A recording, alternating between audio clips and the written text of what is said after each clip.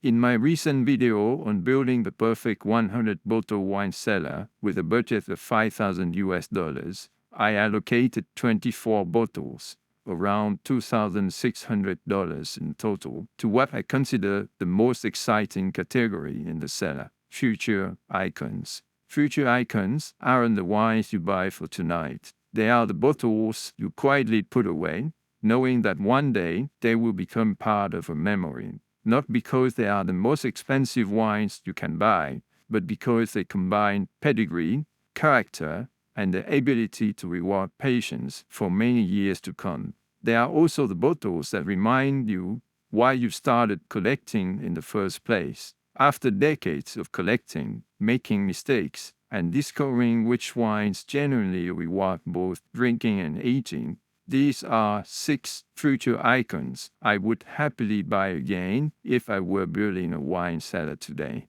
In fact, most of them are wines I continue to buy. By the end of this video, you will understand not only why I chose these bottles, but why each one continues to earn its place in my cellar. And one final thought before we begin. While you are still discovering your preferences, buy 3 or 6 bottles rather than a full case of 12. A cellar should evolve alongside your taste.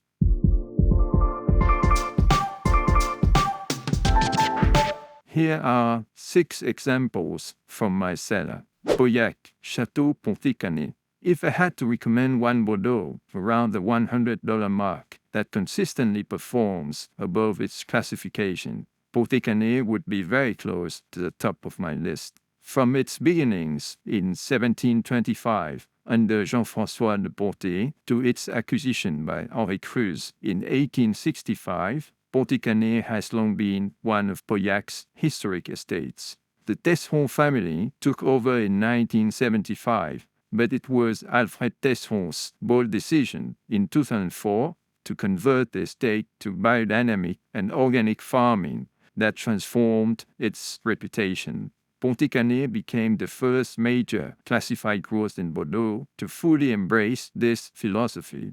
Today, under Justine Tesson, it has become far more than a fifth growth. Many collectors now regard it as one of the left bank's benchmark estates. Recent vintages are spectacular.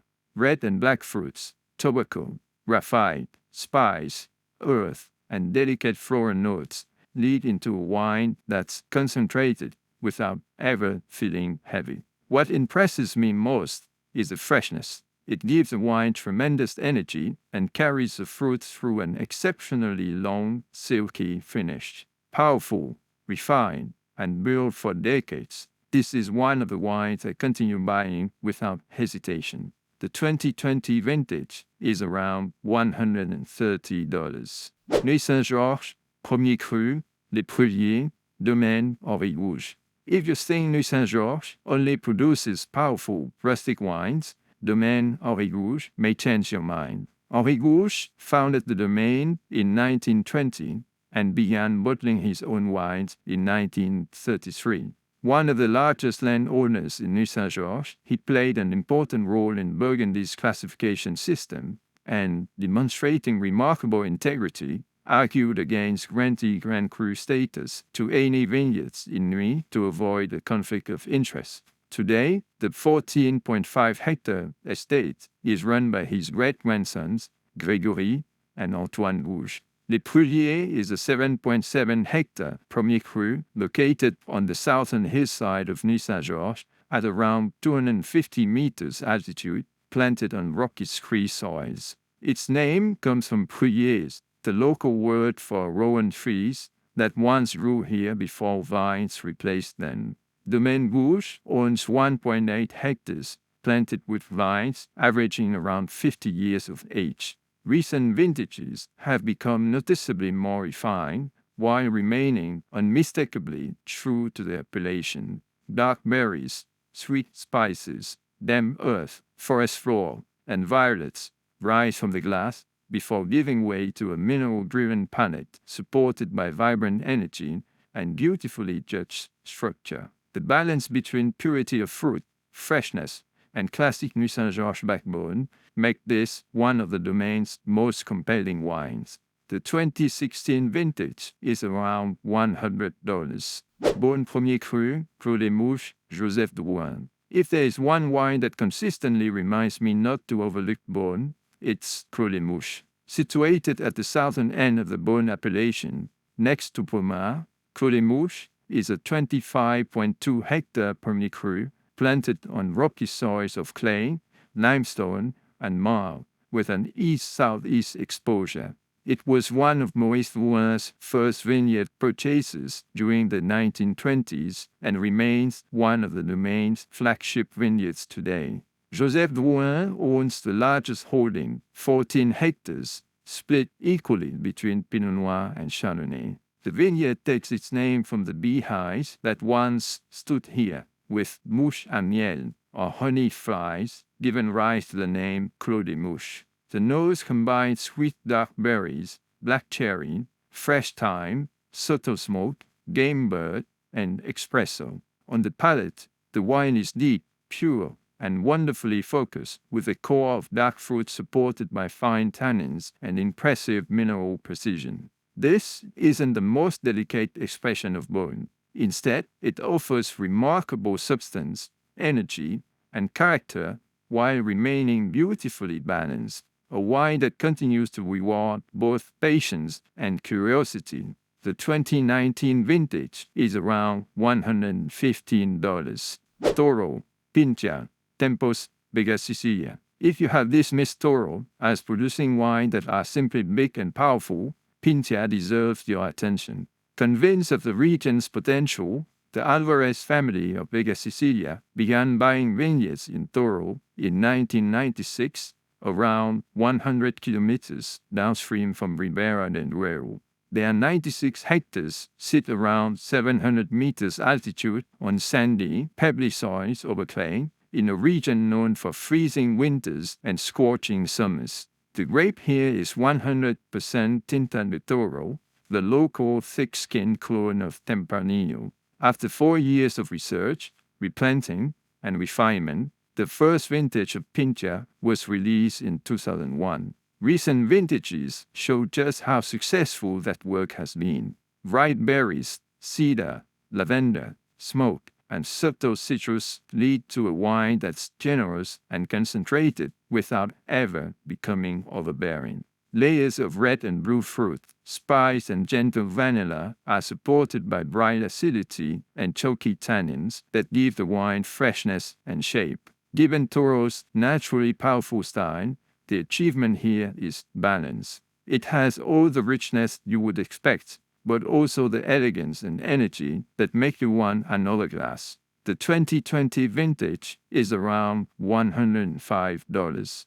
Champagne, Laherte Frères Les Vignes d'autrefois, Blanc de Noir, Extra Brut. If someone asked me for a raw champagne that regularly rivals far more famous houses, Laherte Frères would be one of my first recommendations. Jean-Baptiste Laherte founded the family domain in 1889 around the village of Chavaux, just south of Épernay. Today, the estate covers 11 hectares, and since 2005, the seventh generation, Aurélien Laherte, has transformed it into one of Champagne's most exciting growers. Working across the Coteau Sud d'Épernay, the Côte des Blancs, and the Vallée de la Marne, Aurélien's thoughtful vineyard work and low-intervention philosophy has earned the domain a reputation as one of the region's rising stars. Les Vignes d'autrefois, the vines of yesteryear, is everything I enjoy about raw champagne. Orchard fruit, lemon peel, blossom, and delicate pastry aromas lead into flavors of green apple, honeyed pear, roasted hazelnut, and gentle spice. The mousse is beautifully refined, while the balance between richness and freshness is exceptional. It's generous without feeling heavy, precise without feeling austere, and every bottle reminds me why I keep coming back to this producer. The 2019 vintage is around $110. Champagne, Chavost Eurêka, Brut Nature. Another grower champagne I continue to buy is Chavost Eurêka. Champagne Chavost was founded in 1946 by 20 growers in the village of Chavaux-Courcourt, just south of Épernay. Rather than selling fruit to the large champagne houses, the cooperative chose to produce its own terroir-driven wines. Its 5 hectares converted to organic viticulture in 2023. In 2019, Fabien Daviau became chef de cave after more than a decade of winemaking around the world, focusing on additive-free, low-intervention champagnes with strong vineyard character. Eurêka immediately stands out for its purity. White orchard fruit, citrus zest, crustone, and delicate floral notes are followed by green apple, white peach, subtle red berries, and white pepper. Zero dosage and no added sulfites allow the freshness, fine bubbles, and chalky minerality to shine through. The result is a champagne that feels remarkably vibrant, focused, and full of energy. One of the most distinctive bottles at this price that I have tasted. Recent releases are around $125. And finally, a bonus bottle. Saint-Joseph, Vin de l'Hospice, Domaine Guigal. This wasn't part of my original 6, but it absolutely deserves a place on the shortlist. If you are looking for an alternative to an Hermitage or Côte-Rôtie that offers outstanding value, don't overlook Saint-Joseph. Although officially recognized in 1956, the history of Saint-Joseph stretches back much further. Its wines, once known as vin de mauve, were already famous during the Middle Ages after Carmelite monks planted vines near Tournon in 1334. The name Saint-Joseph comes from the hillside vineyard first recorded in 1668, owned by the Jesuit-run Collège de Tournon, which played an important role in the region's wine history. While Saint-Joseph is sometimes overshadowed by its more famous neighbors, the very best examples offer far more pleasure than many average Hermitage or Côte-Rôtie. Vin de l'Hospice comes from steep vineyards overlooking Hermitage across the Rhône and has been produced by Domaine Guigal since 2001. Black fruit, smoked meat, violet, and crustone lead into blackberry, raspberry, cherry compote, black olive, and spice, all supported by juicy acidity, supple tannins, and a long mineral finish. It combines richness with freshness, concentration with finesse, and never feels overdone. Rather than trying to imitate Hermitage, it proudly showcases what Red Saint-Joseph can achieve. The 2016 vintage is around $105.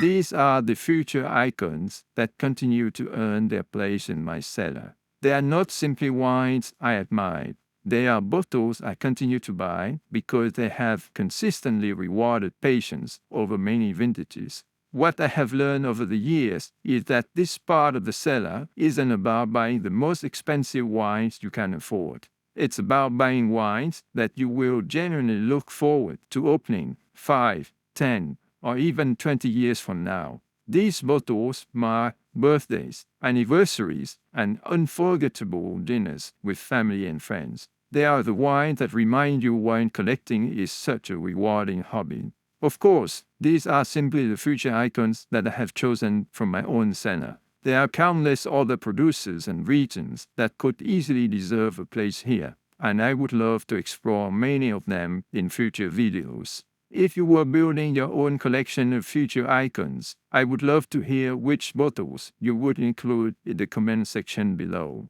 You will find more of my cellar insights and tasting notes on Instagram. Massive thanks for watching today, and I will see you in the next one.